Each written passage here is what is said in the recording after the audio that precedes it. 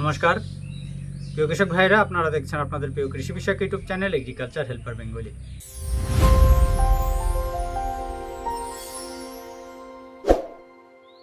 প্রিয় কৃষক ভাইরা, আজ আমরা এই ভিডিওতে যে বিষয়টা নিয়ে আলোচনা করব সেটা হচ্ছে আমাদের কৃষিকাজে কিছু পদ্ধতিগত দিক থেকে এই যে কৃষিকাজকে তিনটি ভাগে বিভক্ত করা হয়েছে।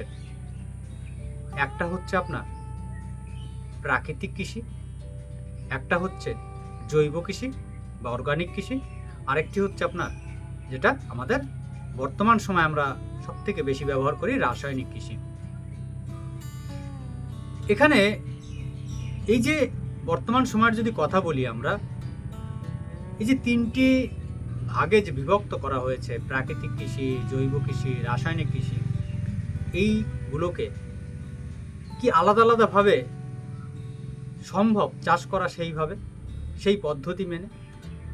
সেই বিষয়গুলোই আজ এই ভিডিওতে বিস্তারিতভাবে আলোচনা করব।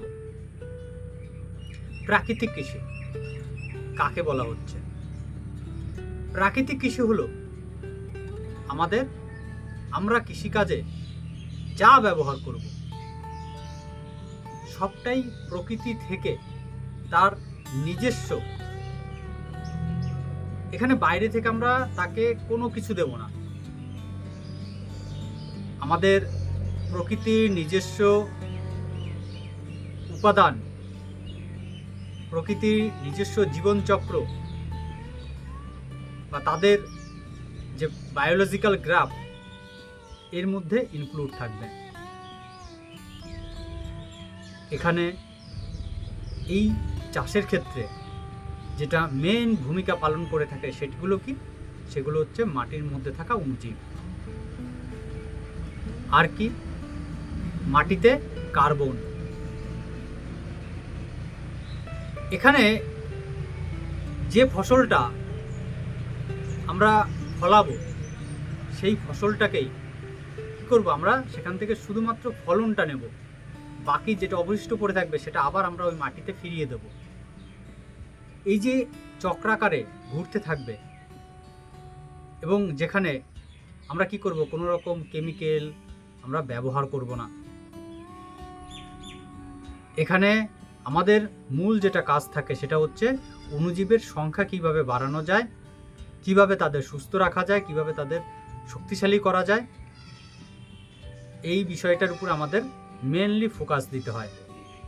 এবং এই প্রাকৃতিক কৃষিতেই বিশেষ করে যেটা দেখা যায় সেটা হচ্ছে মাল্টি লেয়ার ফার্মিং, অর্থাৎ একটি ফসলের মধ্যে মাল্টিপল ক্রপ মানে একাধিক ফসল চাষ করা, সেখানে লেয়ার হিসাবে। অর্থাৎ প্রথমত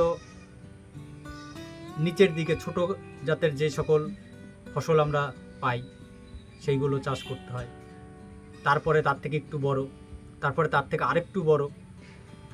এবং যেমন আমরা একটা সিম্পল যদি উদাহরণ ধরি, নিচে ধরুন কি আছে, একটা সারিতে লঙ্কা লাগানো আছে, তার পাশ দিয়ে দেখা গেল আর একটা দুটো সারিতে হলুদ, আদা এগুলো চাষ করা হয়েছে, তার মাঝে এক একটা সারিতে পেঁপে গাছ লাগানো আছে, আবার কয়েকটা গ্যাপের পরে দেখা গেল একটা সারিতে কলা গাছ লাগানো আছে। এবার এই যে পেঁপে গাছের হাইট, এবার ওর থেকে আবার হাইটটা বাড়ানো হচ্ছে। কীভাবে বাড়ানো হচ্ছে? দেখা গেল হয় আপনার বড় জাতের গাছ, সুপুরি গাছ, নাহলে নারকেল গাছ, সেগুলো লাগানো হয়েছে। এবার ওই গাছটার ঠিক গোড়ার দিকে দেখা গেলো যেগুলো আমাদের বিশেষ করে লতানো ফসলের মধ্যে, বিশেষ করে আমরা এই মাল্টিলেয়ার ফার্মিংয়ে যেটি বেশি ব্যবহার করা হয় সেটা হচ্ছে কি, সেটা হচ্ছে আপনার এলাচ গাছ।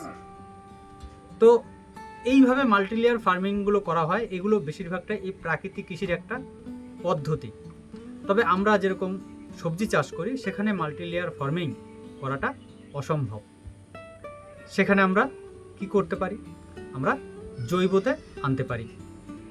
এবার দেখুন, জৈবতে যদি আমরা চাষ করতে চাই তাহলে আমরা কি দেখতে পাই, জৈবতে যেগুলো অর্গানিক ম্যাটার আছে, অর্গানিক ফার্টিলাইজার আছে, বিভিন্ন ধরনের ফার্টিলাইজার বলতে আমরা কি বলছি, অর্গানিক হাড়ের গুঁড়ো আছে, নিম খোল আছে, সরষের খোল আছে, লেদার মিল, বোন মিল, আপনার ব্লাড মিল, আপনার যেগুলো মোহ খোল, ভার্মি কম্পোস্ট, সিটি কম্পোস্ট, গোবরের সার, পোলট্রি লিটার, এগুলো সব আপনার এই জৈবর মধ্যে আসছে।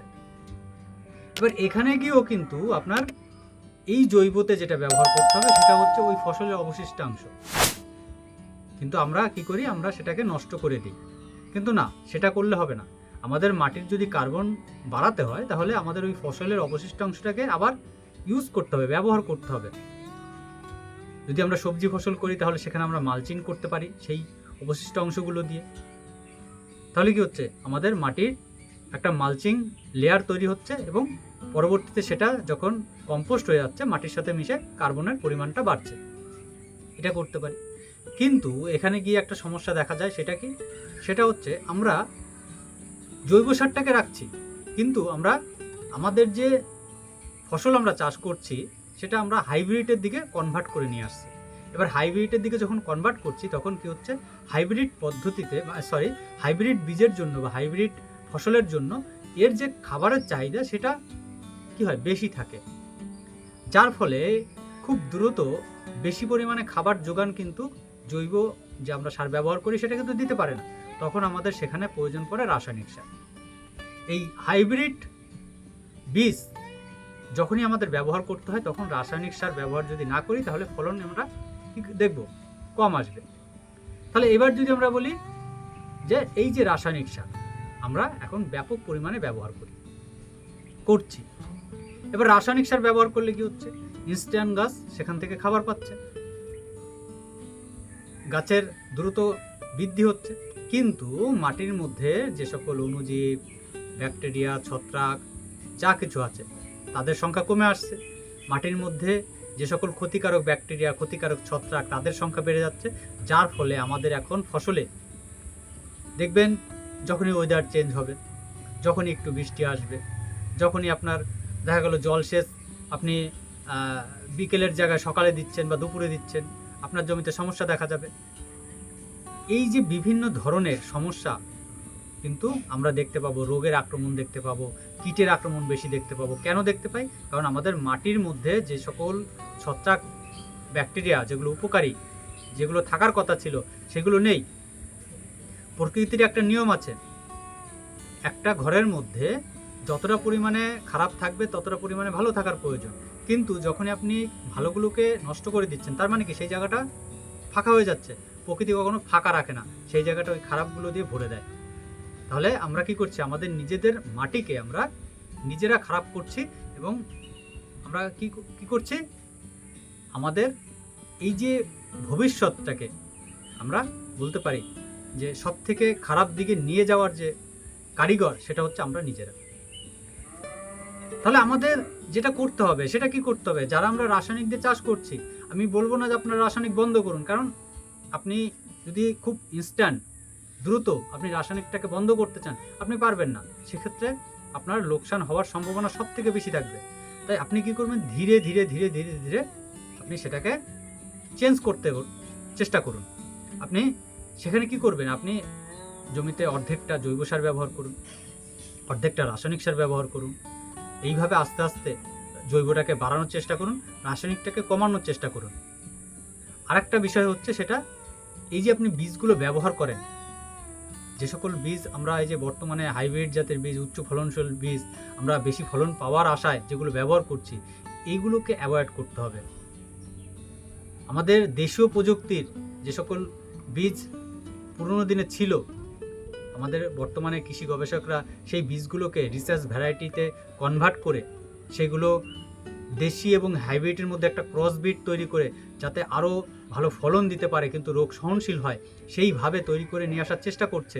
সেইভাবে কিছু তৈরি করাও হয়েছে, সেইগুলোকে আপনি চাষের জন্য আপনি ব্যবহার করার চেষ্টা করুন। তাহলে কি হবে, আপনার এই যে ফলনটাও আপনি ভালো পাবেন এবং তার মধ্যে রোগ প্রতিরোধ ক্ষমতা যে বিষয়টা থাকবে সেটাও ভালো আসবে। তাহলে কি হচ্ছে, আপনার দুদিক থেকে কিন্তু ভালো আসবে। আপনি শুধু হাইব্রিডের পিছে ঘুরে আপনার যে আলটিমেট আপনি বলতে পারি যে আপনি মাটিটাকে নষ্ট করছেন। তো আপনার এই প্রজন্ম হয়তো কেটে যাবে, কিন্তু আগামী প্রজন্ম কিন্তু এই মাটিতে আর চাষ করতে পারবে না। তাহলে আগামী প্রজন্মের জন্য আপনি এমন কিছু করে যান যেন আপনার নাম তারা মনে রাখতে পারে। দেখুন, আমি বারবারই বলবো, রাসায়নিক সার ব্যবহার করছেন করুন। রাসায়নিক সারকে বন্ধ করার কথা যখনই বলবো আপনারা অনেকেই রাগ করবেন। আমি বলবো না আপনারা বন্ধ করুন, কারণ রাসায়নিক সার বন্ধ করলে আমি বারবার বলছি আপনারা ফলন কম পাবেন। তো তাড়াতাড়ি যে বন্ধ করতে হবে এটাও নয়, আপনারা কমিয়ে আনুন। আর এখন বর্তমান রাসায়নিক সারের দাম কী পরিমাণে বেড়েছে সকলেই আমরা কম বেশি জানি, তো এইভাবে চাষ করাও সম্ভব নয়। আর দ্বিতীয়ত, আমাদের মাটিতে আমরা দিন দিন যে পরিমাণে রাসায়নিক সারের সংখ্যা বাড়াচ্ছি, এবার রাসায়নিক সারটাকে মাটির মধ্যে ভাঙতে সাহায্য করে কিন্তু ওই ব্যাকটেরিয়া। এবার আমরা কি করছি, তাদেরকেই নষ্ট করে দিচ্ছি। তাহলে আমরা যদি সেই মাটিতে তাদের সংখ্যাকে আবার বাড়িয়ে নিয়ে আসতে পারি, তাহলে অটোমেটিক্যালি রাসায়নিক সার কম ব্যবহার করেও আপনি সেই একই রেজাল্ট পাবেন। এই নয় যে বেশি রাসায়নিক সার ব্যবহার করছেন মানে আপনি বেশি রেজাল্ট পাচ্ছেন, আর কম ব্যবহার করবেন মানে আপনি কম রেজাল্ট পাবেন, এমন নয়। যখন প্রথম রাসায়নিক সার বাজারে এসেছিল, আপনি একটু খোঁজ নিয়ে দেখবেন যে যখন প্রথম রাসায়নিক সার বাজারে এসেছিল তখন যে পরিমাণ রাসায়নিক সার ব্যবহার করে যে ফলনটা পাওয়া যেত, এখন তার থেকে আমি বলবো 5 ডবল রাসায়নিক সার বেশি ব্যবহার করছে, কিন্তু তার থেকে ফলন কম পাওয়া যাচ্ছে। কেন পাওয়া যাচ্ছে? কারণ ওই রাসায়নিক সারকে কনভার্ট করে গাছের উপযুক্ত খাবার হিসাবে গ্রহণ করার জন্য যে অণুজীব কাজ করত, যে ব্যাকটেরিয়া কাজ করত, তারা এখন বর্তমানে অনেক কম। আমরা কি হচ্ছে যে আমাদের একটা কোনো কাজ করতে গিয়ে যদি শ্রমিক কম হয়ে যায়, তাহলে অটোমেটিক্যালি কাজ ঢিলে হয়ে পড়বে, অর্থাৎ সেটা ডিলে করবে, কাজটা দ্রুত তো হবে না, স্লো চলবে। তো ঠিক একই রকম পরিস্থিতি কিন্তু আমাদের এখন দেখা দিয়েছে। তাই এমন কিছু করার চেষ্টা করুন যে কম রাসায়নিক ব্যবহার করে আমরা আবার সে আগের মতো ফলন আমরা আনতে পারি। তো যাই হোক, কৃষক ভাইরা, আমার এই কথার সহমত কারা কারা আছেন, বা আমার এই কথাটা বা এই কথাগুলো আপনাদের কাছে কতটা গ্রহণযোগ্য মনে হলো, কতটা মনে হলো যে আপনাদের উপকারে আসবে, তাহলে অবশ্যই আপনারা কমেন্ট করে জানাবেন। আর যদি ভালো লাগে তাহলে ভিডিওটিকে লাইক করবেন, ভিডিওটি শেয়ার করবেন, আর চ্যানেলটিকে অবশ্যই সাবস্ক্রাইব করতে ভুলবেন না। তাহলে আজ এই পর্যন্ত, দেখা হবে পরবর্তী ভিডিওতে। নমস্কার।